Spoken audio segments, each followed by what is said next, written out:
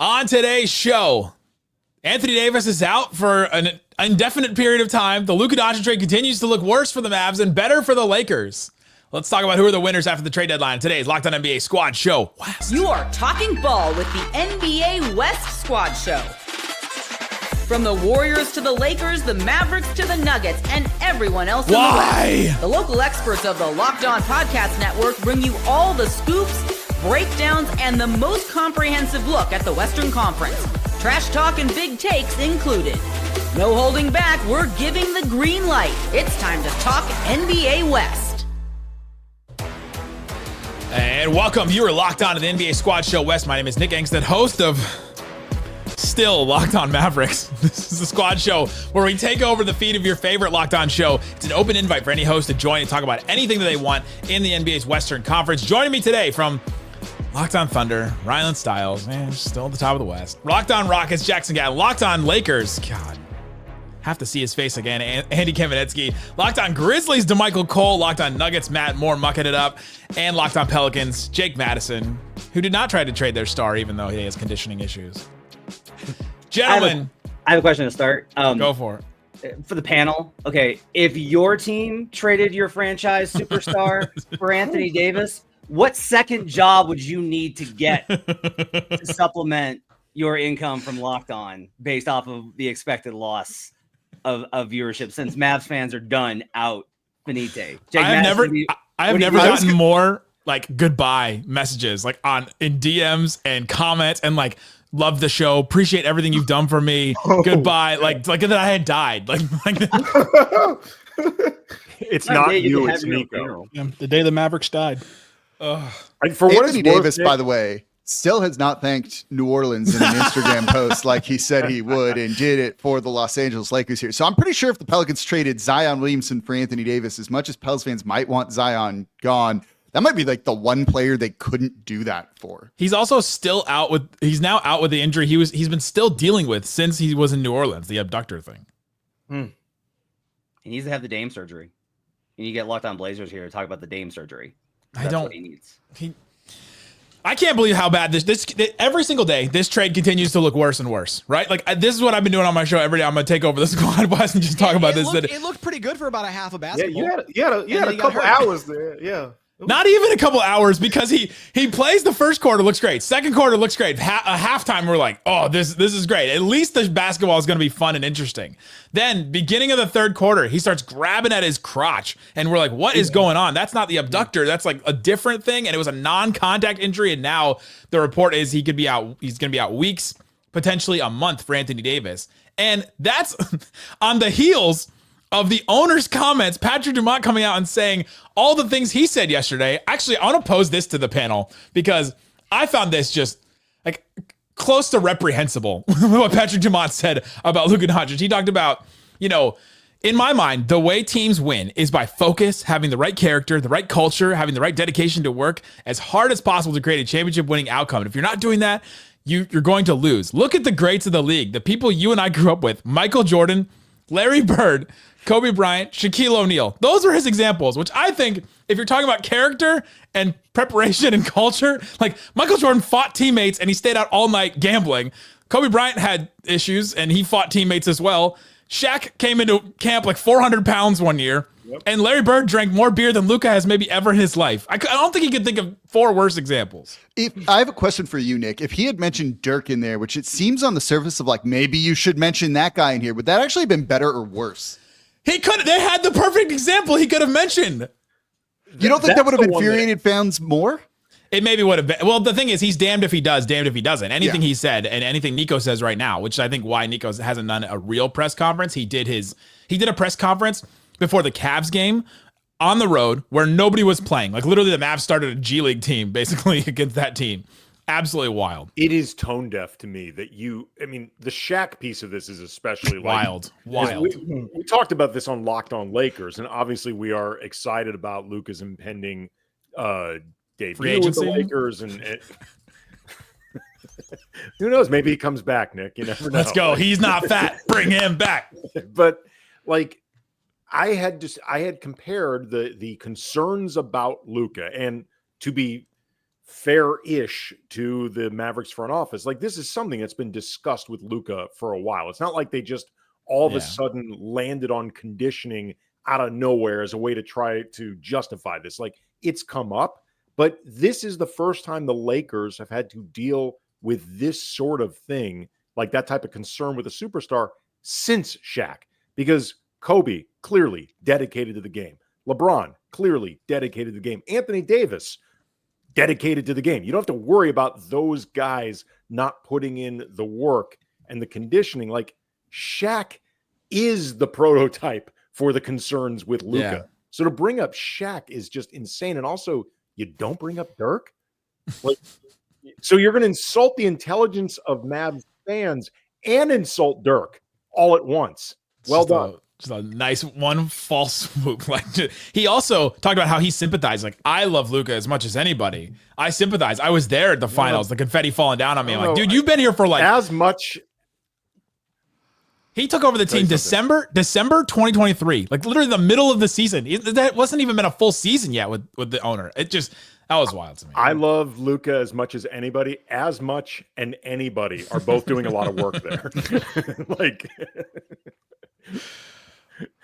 does anybody think the Mavs are just cooked? They're just done. The Anthony Davis trade, like this thing, him being out, could be a month. Now they're missing the playoffs now. Anybody think they're not? You're gonna be fine. The problem is now you talk about how jumbled the West playoff standings are, and you know those injuries. Like, you're gonna probably end up having to win a play-in game just to play the Thunder. Like, that's kind of and you know they've done well against the Thunder, but I mean Lucas doesn't beat the Thunder this season. Yeah, it's a different dynamic. Like, so we'll see, but I think that's definitely something that's like the road just feels like it's going to be a lot harder now with that being the case. I think they're fine. I just think that the West is super mid. One team, Jackson Hayes is starting at center for a team conference at center. Like, there are vulnerabilities to be found across the board. I just think that Davis, they're gonna float around 500, maybe a little bit under. It's gonna get dicey. They'll push to the end, and then probably in the play-in tournament, there's gonna be a lot of teams I think that they can beat. I think they've still got a really good chance of getting out. That Maverick series, it could be like the 2012 series where the Thunder got the Mavericks again, and we're like, let me show you something after you beat us last year. We have something that we'd like to share with you. But maybe it's still a bad matchup, especially with AD. So I don't know. I don't think they're cooked. They basically floated all season without Luka, or most of the season without Luka, right? So like, he hasn't played in a month. So there you go. I mean, that's a pretty substantial chunk of the season that they've missed without their best player, and they've done just fine, right? They have a pretty strong supporting cast. Just fine is doing also a lot of work. All right, you know what? Fine. Sorry, I'm doing a lot of work. I don't know what fine is to you. Look, he does cover. I have not done just fine, Jackson. Just fine needs to get in better shape. We're not talking about your mental health, okay, Nick? Calm down. No, but look, depending on how long AD is out for, if he comes back, right? If he comes back in a month, like, this should be fine. Here we go again, though, with this thing, the star player coming back in a month. We're just gonna keep pushing it down the road. And to me, the injury is, of course, it happened because he's a player that gets injured a lot, right, Jake? Like Anthony Davis deals with injury. Does to trade for a player like this and say, all right, well, we're concerned about Luka missing time because of his conditioning. To get a guy that misses games all the time was just wild to me to make that decision. I mean, the whole thing's been tone deaf from the start. Like, we don't need to rehash that again on here. I think we're probably all in agreement. Nick wants to. I need this guy. He needs the catharsis. Come on. All right, coming up, let's get into the Lakers side of this with Luka. The Mark Williams trade got rescinded. Where does that leave the Lakers now? Let's talk about all that and more coming up. Today's episode of Locked On NBA Squad Show West is brought to you by Open Phone. You know, you've had a situation where your business, you just have so many things juggling all the time, and you're like, I don't want to just keep having to go back and forth between my work phone and my regular phone or whatever. Check out Open Phone. It's the #1 business system phone designed to keep your work and life separate. $15 a month, the cost of a few cups of coffee, maybe like 2 cups of coffee. You get complete transparency and versatility and visibility into everything happening into your business phone number. Open Phone works through an app on your phone or computer and integrates with tools like HubSpot, hundreds of others. It also uses AI-powered call transcripts and summaries, so you don't have to listen to every single message. You know exactly what you're getting, and you know exactly who has called you and what they wanted and everything like that. So you'll have a rundown of all your calls and action items the second you hang up. And if you miss a call, no problem. Automated messages are sent directly to your customer, ensuring you never miss an opportunity to engage. Right now, OpenPhone is offering 20% off your first 6 months when you go to openphone.com/LockedOnNBA. That's OPENPHONE.com/LockedOnNBA. OpenPhone.com/LockedOnNBA for 20% off 6 months. And if you have existing numbers with other service, OpenPhone will port them over at no extra charge. Again, OpenPhone.com/LockedOnNBA.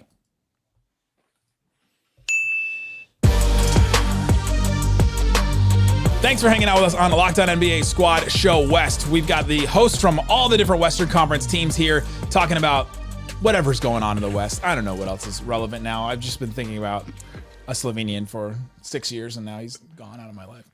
And Andy Kamenetsky, the Lakers, got a trade rescinded. Mark Williams didn't pass the physical. Where does that leave the Lakers now? Thin up front. The list of centers they have with any real NBA experience starts with Jackson Hayes and ends with Jackson Hayes. When's Christian Wood come back? Yeah, what's up with Christian Wood? Yeah. Who? Also, wait, how can they be thin up front when Luka's fat? Explain that to me. Playing center, starting at center. Magic Johnson did it. Luka should start at center. He might be one of the heaviest players on the team. So in the NBA, isn't he? Like, I'm doing this for you, Nick. I'm trying to make you feel better. It's not working. It's interesting. I mean, they were trading for Mark Williams in part because they thought they might have a center for the future, but also they had an immediate need right now. So they were looking to fill some short and long-term needs.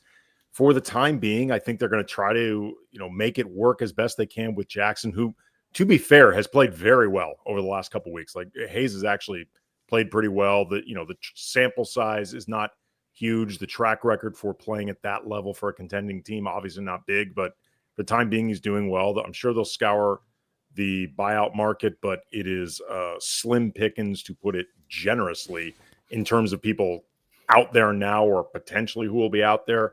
I also think even if Mark Williams had, the physical hadn't been rescinded and he would have been a Laker, I actually think they would have spent a lot of time in the playoffs going smaller anyway, particularly closing unless the matchup absolutely made it so you can't, because some of their most talented players are, their fours and threes and guards, and some of their best defense of late, which has actually happened without Anthony Davis. They've been going small regardless. So like Brian and I had talked about that on Locked On Lakers, that we thought even with Mark Williams there, and we're framing this in terms of not being concerned about his lack of playoff experience, it matters, but we thought he might not be closing games a lot anyway. And that if he's not ready for this yet, fine. It's good just to have him as an option.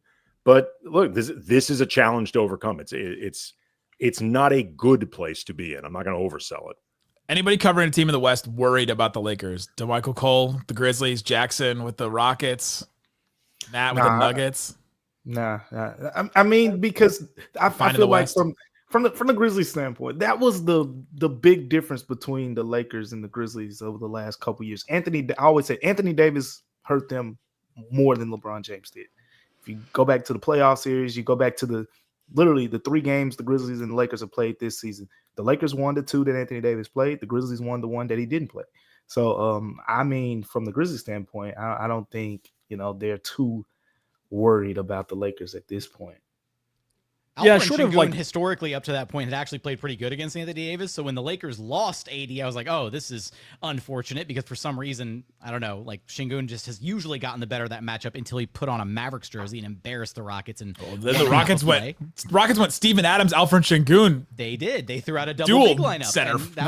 They were plus 10 in those minutes. It was an interesting little wrinkle. But from the Rockets' perspective, the big issue was going to be, okay, well, you got the big, right, that was going to complement Luka, that was going to complement LeBron, and the question mark to me still is for the Lakers, that perimeter defense is going to be abysmal with LeBron and Luka out there at the same time. Like that, their whole contingency plan was going to be to funnel everybody in to the interior to Mark Williams. That was going to be their entire defensive game plan. I understand the standpoint of, okay, you can play small, you can find effective lineups where your best players are out there. And I understand the idea that you would have closed games without Mark Williams, but playing an entire or a majority of a 48-minute basketball game as a small lineup is not, I think, as conducive to winning as it playing the final 3 to 5 minutes winning a basketball game.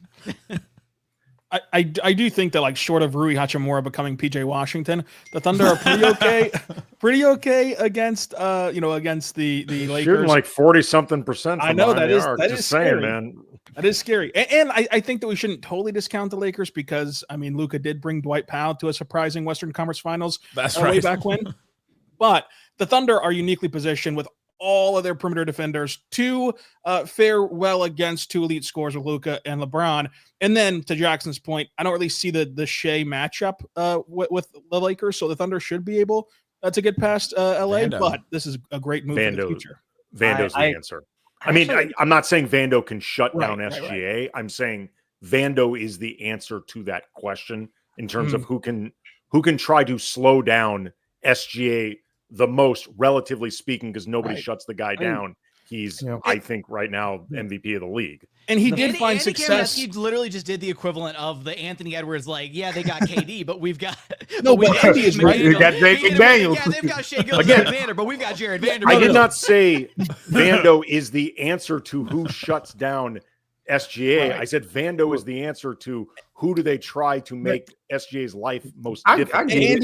Andy is correct here because last year, like, the Lakers did give Shea more trouble than most, but they were able to hold him up long enough to where when he finally broke through Vando and then the rest of their length on the perimeter at that time, he was funneled into Anthony Davis. That's no longer the luxury that the Lakers see. So I do think that changes the equation. But as far as, like, giving Shea trouble on an island, you know, it's surprising names besides Herb Jones, which you would expect, but then it's like Dean Wade gives him trouble and other players like that. So he might have a little bit of trouble outside the perimeter, but with no backline help, it could be a long series and a short one at that.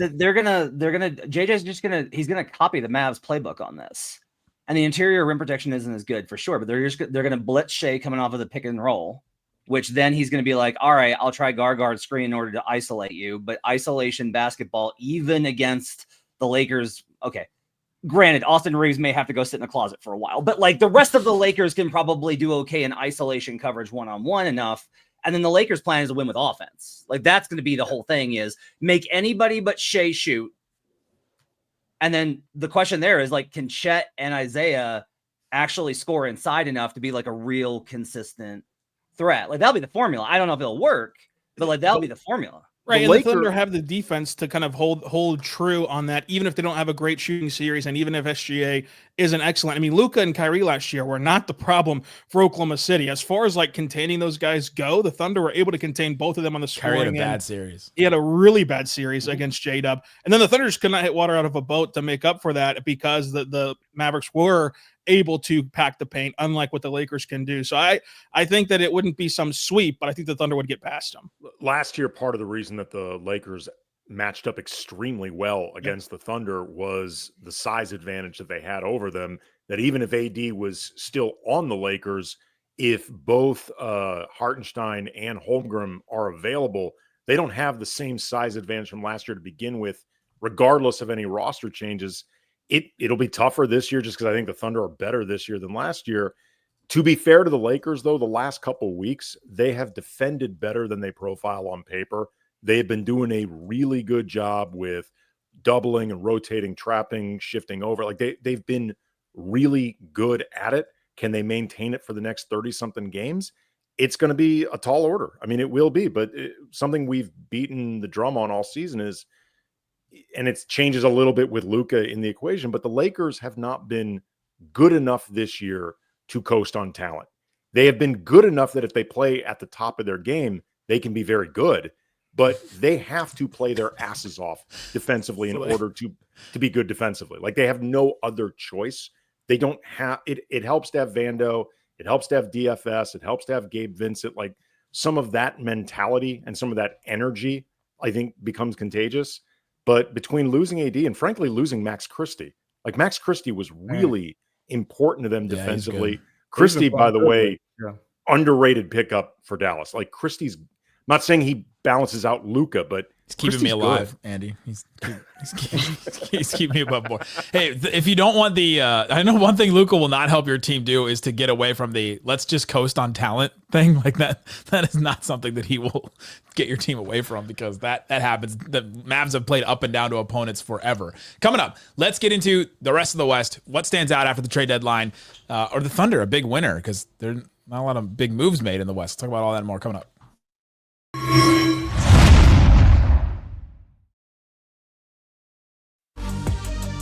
All right, we're here, Locked On NBA Squad Show West, where we're talking about the Western Conference and everything going on in it.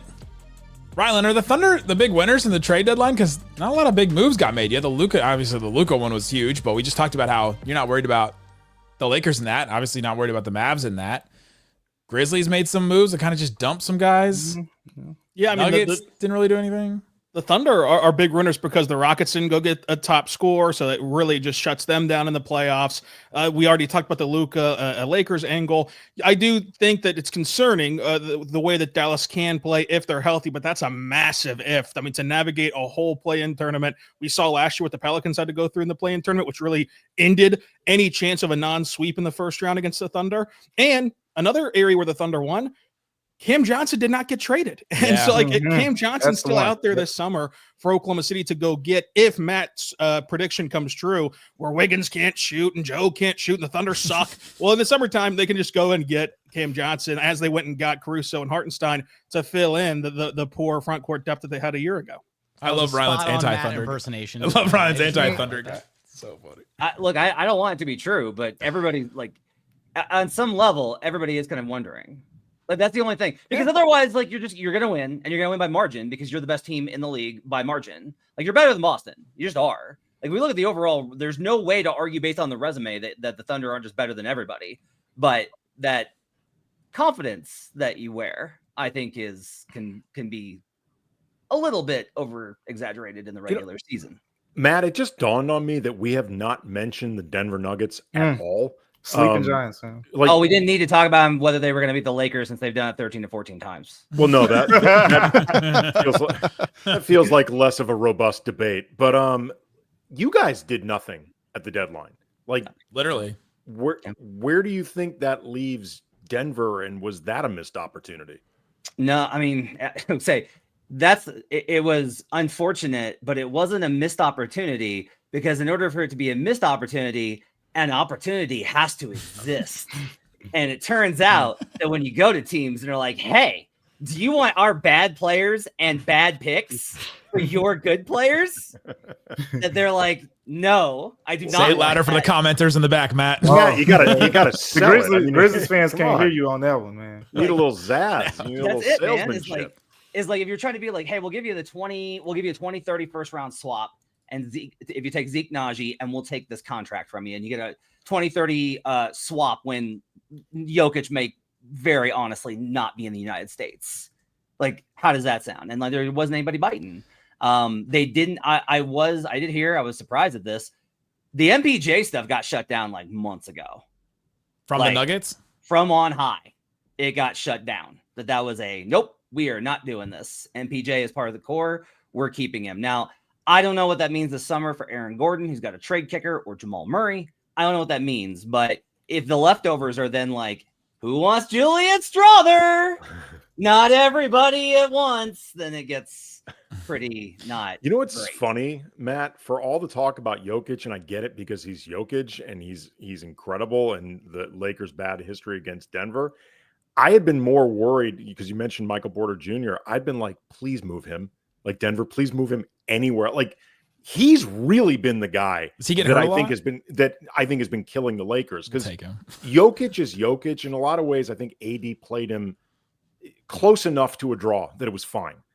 MPJ was the guy that used to just kill the Lakers. This shows you how fans react, because the fans all are very negative towards MPJ, or some are.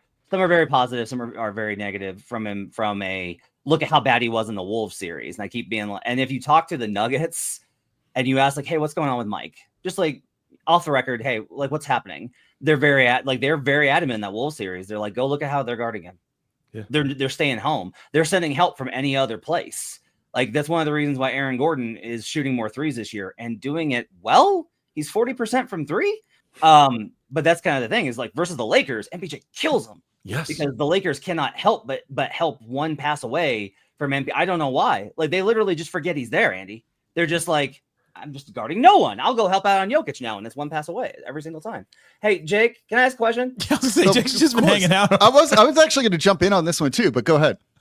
Well, no, hit me, and then I'll ask my question. So, with them not making a move, and it seemed like Denver needed to, and you said there's no opportunity, is this a sign of the second apron kind of tamping down the trade deadline, where maybe more teams are going to look to do signing trades, things like that, with expiring deals and stuff like that? Because there was talk about that with Brandon Ingram, that they may get more in the off season when it was a sign and trade than you might get at the trade deadline for one of those type of guys. Yeah, I think it's like, I don't know how you get around that, right? It's just like, yeah. And so many of the moves that were made were setting up this summer. Like, you had a few that were for right now, like, oh, I don't know, Rob Pelinka getting a phone call, hey, you want to meet for coffee, and then I'll give you Luka Doncic. But then Nick, he's off screen. But then, yeah, and like DeAndre Hunter with the Cavs. But like a lot of these moves, and I think the Nuggets honestly wanted to do this. I don't think the Nuggets wanted to make a move to improve their roster this year.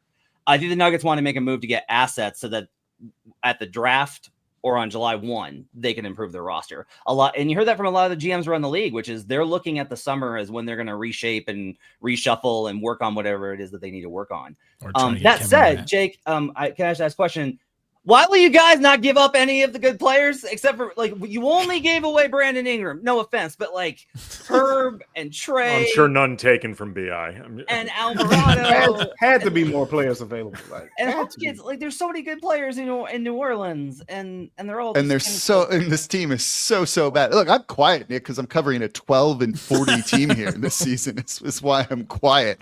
That's why I didn't jump in. Are you scared of the Lakers conversation? Because there's no need for me to chime in here now. Jake's scared of his own team right now. Okay. Yeah, like a little bit. Look, we know what the Pelicans are going to try and do, right? Like, they're not going to blow it up. In theory, if the Mavs are trading Luka because of conditioning issues, and Luka can take you to the finals as an all-NBA guy, by that same logic, even if it's probably not the most true there with the Mavs, the Pelicans should trade Zion Williamson, right? Like, there's no doubt about that. If that's kind of the logic behind trading a guy like that, they're going to just kind of run it back for the most part with these guys and try and win next year. And they're going to be a play-in tournament, most likely team again. And they're going to hope that they can be healthy, but that doesn't happen because we're cursed here. And that's why you didn't see any of those guys on the move. You know, I also think, I do wonder how much that Luka trade is going to impact teams going forward, of like fan favorite players, of like, can you actually move a Herb Jones? Can you actually move a Jose Alvarado, right? Like, it's not fully in the shop, but that's one of his jerseys back there. Like, fans tend to riot over stuff like that. And if a team's already precariously, precariously balancing some attendance at the arena, maybe that's not the best thing to do. So it makes it kind of weird, I guess. Please, for the comedy, like for the comedy gods, the basketball comedy gods, let New Orleans trade Zion to Dallas. That would be the greatest thing ever. Please. I ask for so little. Yeah, you guys didn't even ask for Luka Doncic. You just got him, right? You really actually don't ask for a lot. It gets better, though. Trade him for AD. And send him back to New Orleans and have the guys. I like where your head's at. He's got to thank New Orleans on Instagram first. He promised this years ago and still hasn't done it. They will not let him forget that. Guys, it's okay. We got younger. We got more versatile. We got. Oh my God. Del Michael, why did the Grizzlies just dump guys? I mean, they tried. You know, I think there is a responsibility there from the Grizzlies standpoint. They got this mentality. They want to be cautiously aggressive, right? They don't want to just get careless. You know, Zach Kline, the Grizzlies GM, he said it when we talked to him. He said, I'm, not trying to win a press conference here, even though he ended up winning the press conference. But his mentality was, and then he also said something else. Like, he was pretty open. He said that everyone that we tried to trade for, the star players, by the way, the star players that they tried to trade for, none of them were traded. And that was, obviously getting back to this whole Jimmy Butler thing that was driving everybody wild in Memphis. That was never really a thing. But they tried it, and they picked up the phone to see what was available out there. But at the same time, getting back to Matt's point, where you're saying, hey, look, we got Marcus Smart for you, and we can throw some picks on top of it. And you saw what Marcus Smart's value was, at the deadline. I mean, he basically was a negative asset. He's not, valued the same way that Marcus Smart was 2 seasons ago. So when your best, from a financial, like a money matching perspective, him having over a $20 million cap hit, he was one of their best kind of ways of getting that star player that has a bigger salary, and he was a negative asset, so they just couldn't do it. If the Celtics or Heat are say, yeah, no, we'll give you this player, we're no, that's good, walk away. When that's a sign, that's a red flag. When the Celtics are done with a guy, it's over. When the Sixers or when the Heat are done with a guy, it's over. Although the Sixers lucked out because they just traded their guy to Dallas, but like in general, I think that's like a good kind of formula here. The other thing I've said, and I am kind of like curious about this. So I think like there's stable front office in OKC, obviously. Houston pretty stable with the success that they've had. Pretty stable in Memphis. And Jake, I think we'll see? Question mark? Yeah, look, I'm not sure either. Could go either way. And then like Nick, after, in like the 30 seconds when Nico's gone, I have a question. Like I made this argument on Substack. I don't think you can hire anyone with Laker connections at all. To the Mavericks? To any team.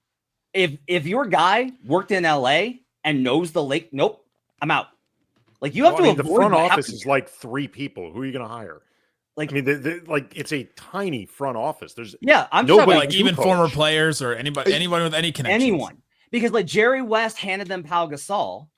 Yeah, and their shoe salesman handed Jerry them West Luka wasn't Doncic. even with the organization when the Pau Gasol deal happened. But he's just saying anyone with anyone with the ties with a previous Lakers connection. Historically, so then is Jared Dudley a spy this whole time on the Yes, like you said it, not me.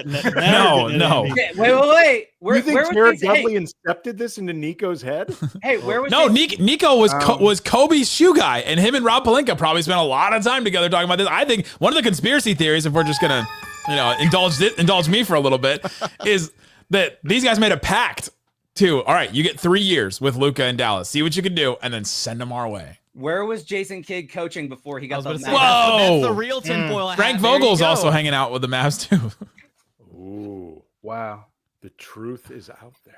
This is wild because Zach Kleiman, the Grizzlies GM, he has Lakers ties. I don't know if you knew that, Matt. And now the ratings are fixed. Happy to Adam Silver. Great job, guys. This Why has been. haven't we gotten Ja yet? I mean, get on it, Zach. Like the hell, man. Don't worry. You don't need Ja. Triple J's on the way. Okay, there you go. You need enough. a big man. You're gonna get Triple J. Guys, in the words of Ja, Jaren Jackson Jr. is the franchise player now. So. Thanks for hanging out with us on Locked On NBA Squad Show West. Check out all these great shows. There's a link in the description to find all of them daily. Great stuff all the time. Even the Locked On Pelican Show. Great stuff all the time from Jake Madison, even though the team might not be good. Guys, thanks so much for hanging out with us on Locked On NBA Squad Show West. It's only been 9 days.